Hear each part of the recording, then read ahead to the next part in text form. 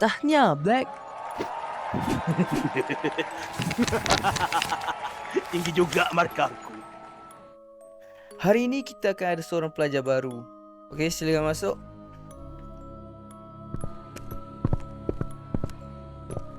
Baik, perkenalkan nama kamu.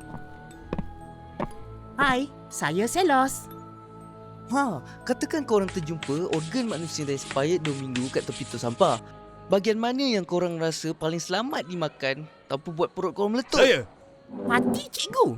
Kalau hati dah hitam, penuh dendam, kuman pun mati kena stroke. Macam hati kau lah kan, Selos. Hitam, busuk, lembam pula tu.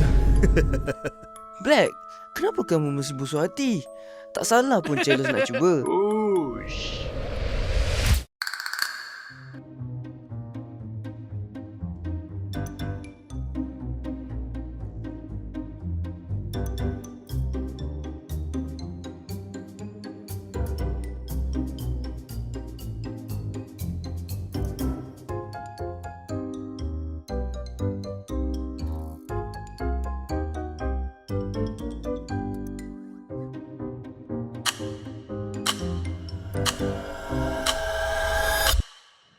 Okey, bangun semua.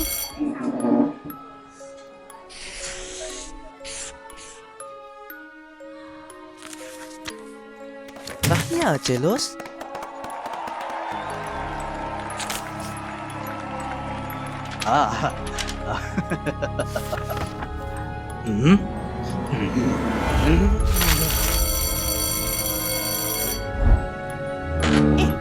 Wah, terima kasih Black. Tolong tarikkan kerusi.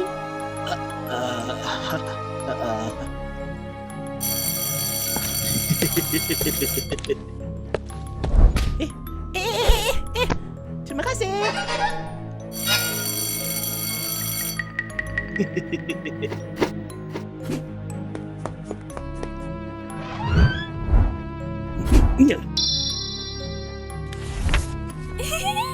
Selos, pinjamkan nota awak boleh?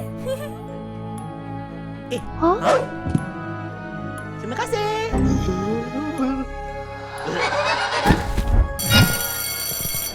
Romeo. Weh, ada audition Romeo and Juliet lah. Tu watak lelaki kan? Mesti ramai nak try ni. Tentulah watak tu aku yang punya. Ponti kan Juliet, jadinya Black okey juga. Black je lah, dia famous juga. Si dia je. Bagilah orang lain. How about Kecik? Ha. Apa kata Selos je jadi Romeo? Ah!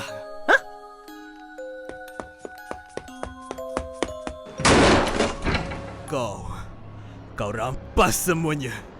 Kenapa semua Selos? Selos, aku dah muak. Siap rehearsal semua? Dah. Baik. Ya, cikgu. And action!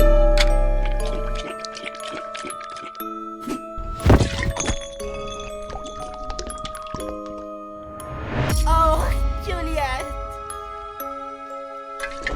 Kau bunuh dia? Dasar pembunuh! Sanggup kau, Romeo? Mana mungkin aku yang bunuh dia? Bunuh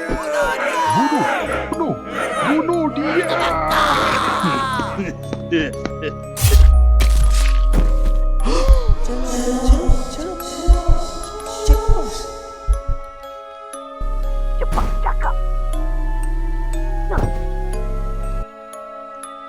Kau nak tolong aku tak? Rampas tempat pertama.